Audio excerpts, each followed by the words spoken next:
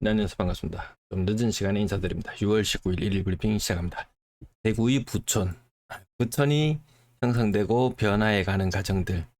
한때 서구 쪽에 왜 70년대나 이런 시절에 70년대 초반에 대구 인구 100만이었습니다. 100만.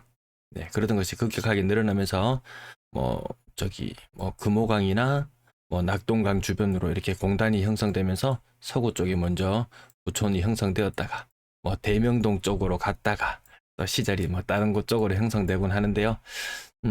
소위 대구의 부촌, 그럼 어딘가요? 대명동. 여기 절 있는 거 보니까 이게 무슨 절이더라? 약간 독특한 일반 절은 아니죠. 예. 대명동의 모습이었고 변화해 나간다. 시절이 변화해 간다. 범어 아이파크 엄청난 곳이랍니다. 제가 어제 2차 때문에 그런가? 자꾸 워낙에 과거에 그런 일들이 많아와서 약간의 의구심을 띠고 이렇게 묻곤 하는데요. 예. 실거주 쾌적하고 최고랍니다. 주차 대수도 넉넉하고 주복 시끄러운 거 싫어하는 실거주 수요. 주복은 시끄러운가 봅니다. 또 댓글 하나 잠깐만 볼게요. 영상을 여러 개 봤다고 하는데 스탠스를 모르겠음.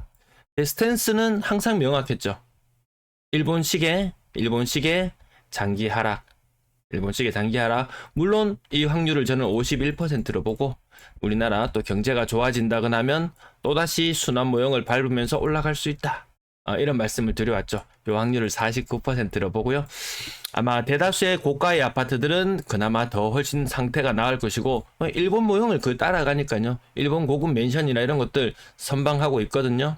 근데 그 외에 대다수의 일본의 주택들 짓는 순간, 사는 순간 집값은 빠지기 시작하죠. 굉장히 많이 빠집니다.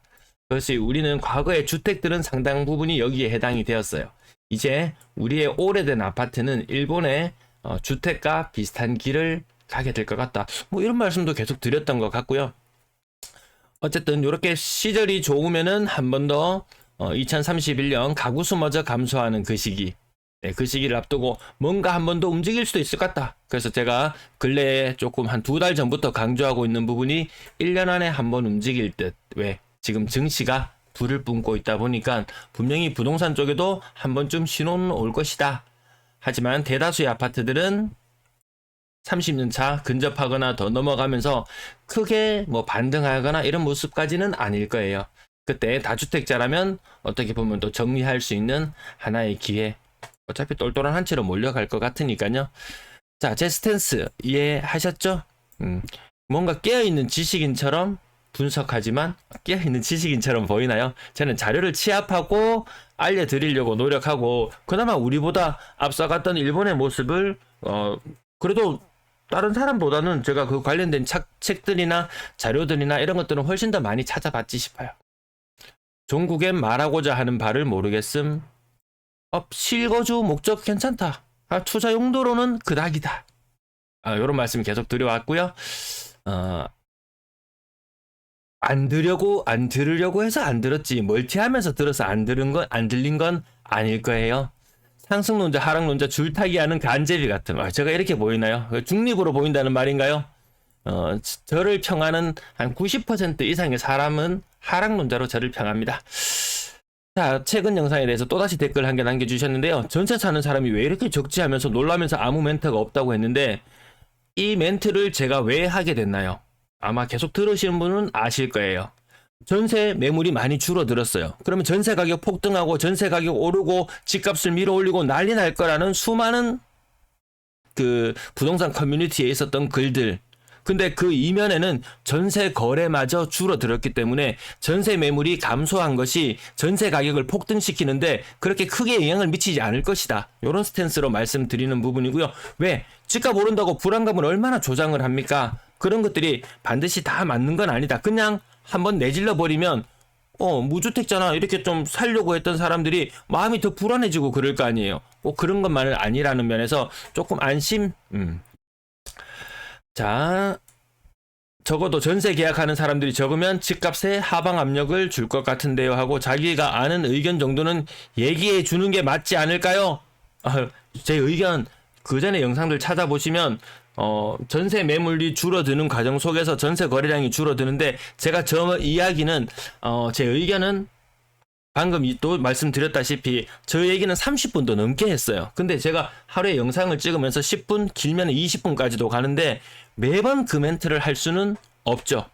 그러니까 최대한 다른 말을 이 현재 상황을 정확하게 읽으려고 노력하고 그 상황 속에서 나타나는 변수들이나 이런 것들에 대해서 제 멘트를 덧붙이고 그런 부분이죠.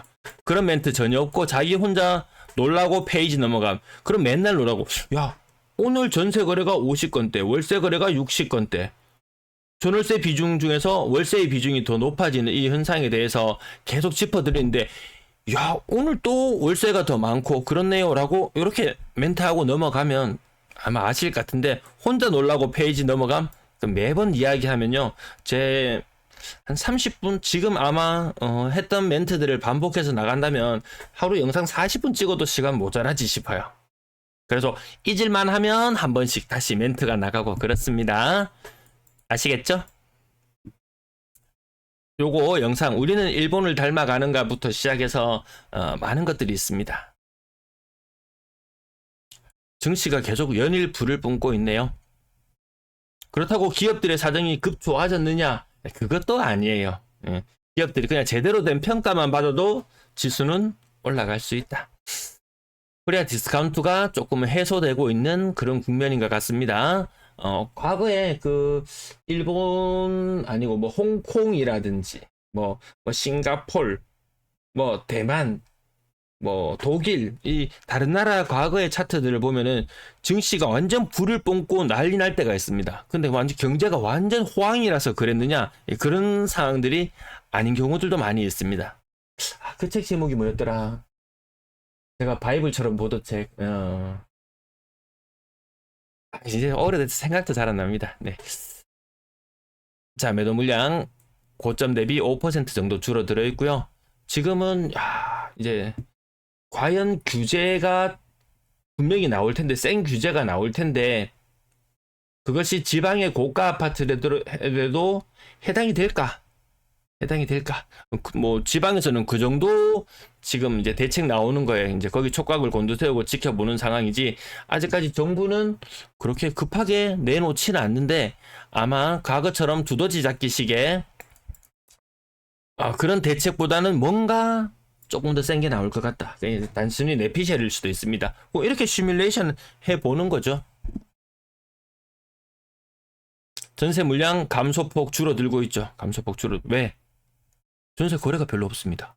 그 부분하고 같이 일맥상통하게 보시면 되겠고요. 월세는 계속 감소 중.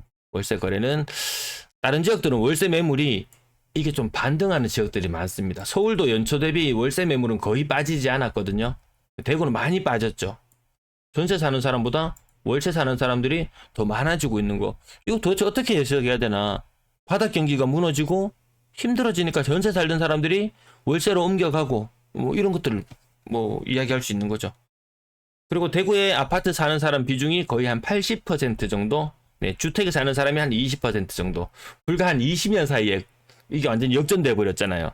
그러면서 과거에 뭐 주택이나 뭐 빌라나 뭐 이런 곳에 살고 있던 인구들이 벌써 아파트로 많이 이동해 버렸고, 그 다음에 뭐 이동 안 하는 뭐 구수요 정도 남아 있다고 보면 될까요? 아파트 거래량 대구 한 2,200건, 2,300건까지도 바라볼 수 있을 만큼의 지금 거래량 괜찮게 나오고 있다. 6월 들어서. 근데 과연 뭐 한 5년, 10년 지나고 났을 때 과연 주택에 투자했는 사람이 웃을까? 아니면 주식에 투자했는 사람이 웃을까? 근데 주식 시장에서 이 수익을 내는 개인들은 한 5%? 많이 잡으면 10%? 종목들에 투자하면 그런데 지수에 투자하거나 뭐 이렇게 꾸준히 상승할 수 있는 그런 뭐 ETF 정도에 투자하면은 개인이 실패할 확률은 조금은 줄어드는 것 같습니다. 건당 거래 대금 요거 약간 특수한 것 때문에 오르는 것도 있고 그거 아닌 것도 고가 거래 6억 이상 조금 더 늘어나 있습니다. 비중이 한동안 줄었다가 다시 조금 늘어났습니다. 113건. 또 200건 더 넘어갈 것 같기도 하고요. 어쨌든 박스권 맞다. 이 박스권 하려면 돌파하려면 무진장 많은 돈이 투입되어야 하는데 아닙니다. 대출 총량제 그 부분도 잊을만 하면 한 번씩 언급드립니다. 뉴스에서는 나오지 않습니다. 하지만 분명히 이야기를 했었거든요. 그래서 은행들이 뉴스 캡처했던 거 오늘 가져오지 못했는데 은행들이 대출 금리를 높이고 대출을 쪼이고 뭐 요구불 예금이나 이런 것들이 증시가 계속 이렇게 달궈진다면은 아마 그쪽으로 좀 돈이 이동해 가고 은행들은 맞죠. 이 돈을 싼 이자로 이렇게 돈을 유치했던 것들 그런 게 줄어들게 된다면은 높은 금리를 소수의 사람들에게 높은 금리를 물릴 수밖에 없을 것이다. 네, 6억 이상 비중 7% 정도 수준까지 떨어졌다가 10% 이상까지 반등해 있는 상태. 수송구도 움직이긴 움직인다. 하지만 정말 분위기가 확 살아나려면 수송구하고 달성구 거래량이 거의 비슷해집니다. 왜 아파트 개수도 비슷하고 인구수도 비슷하거든요. 실거래 가격 확인해 볼게요. 힐스테이트 버머 어제는 뭐 16억 넘는 거래 건수도 나왔었고 오늘은 또 15억대의 거래도 보이고 장원맨션 가든하이츠 빌리브스카이 주복 37평 9억. 자 이어서 뭐 또 고가의 아파트들 뭐 거의 한 10억에 달하는 것들 조금 더 힘을 받는 모습 보여준다. 지금 진짜 자본이 이 돈이 돈 벌어주는 그런 계층들 아니면 소득이 많은 계층들 더 나은 주거 공간으로 이동하려고 하고 뭐 신축이나 더 나은 곳이 없다면 조금이라도 웃돈을 주고 그렇게 갈 수 있죠. 주복 요 신고가 나왔습니다. 그래서 요 신고가 남들이 보면 정말 대단해 보이죠. 이거 뭐 10억 간다고 이거 분양하더니 22년도 이맘때는 뭐 이거 10억 간다고 이야기할 때 있어요. 20년, 21년 그맘때 이거 당첨되면은 뭐 10억 간다 이렇게 이야기하던 그런 시절이었습니다. 여기 뭐 제가 그 전에 다른 사례도 말씀드렸다시피 여기 해가지고 외제차 뽑고 명품 사고 했다가 나중에 집값은 입주하는 시점 됐는데 22년도 되고 힘 딱 못 쓰는 그 시기였잖아요. 이때 가격 낮은 것이 7억 아래쪽으로도 거래가 제법 있었죠. 뭐 가정도 파탄나고 막 그렇습니다. 무리하게 욕심내면은. 실거래 가격 요거 5억 6천 요런 아주 특수한 거 제외하고 7억대 가격 정도는 나오고 있습니다. 요 워낙 타입이 많으면 또 좀 헷갈리기도 합니다. 낮았을 때도 7억 정도. 지난 23년도 7억. 지금 25년도 4년 2년 동안 10% 올랐다. 연간 상승률 5% 정도. 그러면 그 동네에서 제일 잘 나가는 아파트는 어제도 말씀드렸었죠. 연간 한 5% 정도 장기적으로 수익률 나온다. 돈 많이 넣으면은. 그리고 그 아래단으로 내려오면 뭐 수익률이 2에서 3% 정도. 6억 초반, 5억 후반 아파트들은 뭐 신고가가 띄엄띄엄 나오더라도 수익률이 연 2, 3% 정도. 그리고 또 4억 아래쪽으로 내려오면 수익률이 거의 미미해지고 3억 또 아래쪽으로 내려오면 이거는 이제 감가상각을 제대로 두드려 맞으면서 현상만 유지해도 뭐 다행일 정도의 그런 시장. 하지만 여기서 1년 안에 한번 또 증시가 움직이고 다시 부동산이 움직이면서 가격이 뭐 갑자기 한 10% 정도 이렇게 오르면 이제 좀 현금화하고 노후 대비할 필요도 있지 않을까 싶습니다. 이제 점점 노후 대비에 이제 조금 치중해야 되는 그런 시기로 가지 않나 싶습니다. 3억대 아파트 쭉 내려가서 실거래 가격 이 정도까지 살펴볼게요. 전세 거래량 오늘 몇 건인가요? 오늘 59건. 이런 상태가 계속 반복되고 있다는 거죠. 전세 거래량 작으면 1,400건, 1,300건. 2년 전 대비 많이 부족하죠. 3,400건씩. 요거 대구에만 나타나는 현상입니다. 이거 올해 통틀어 봤을 때 서울도 1.3입니다. 부산도 한 1.3 정도 나오고요. 자, 이어서 건당 거래대금 요것도 올랐죠. 이거 오르고 난리 날 거라고 이야기했었죠. 하지만 전세 거래약 매물도 작고 거래량도 작고. 오늘 준비한 내용 여기까지 말씀드리면 되겠죠? 네, 월세 거래량 69건. 더 많죠, 전세보다. 시청 감사합니다.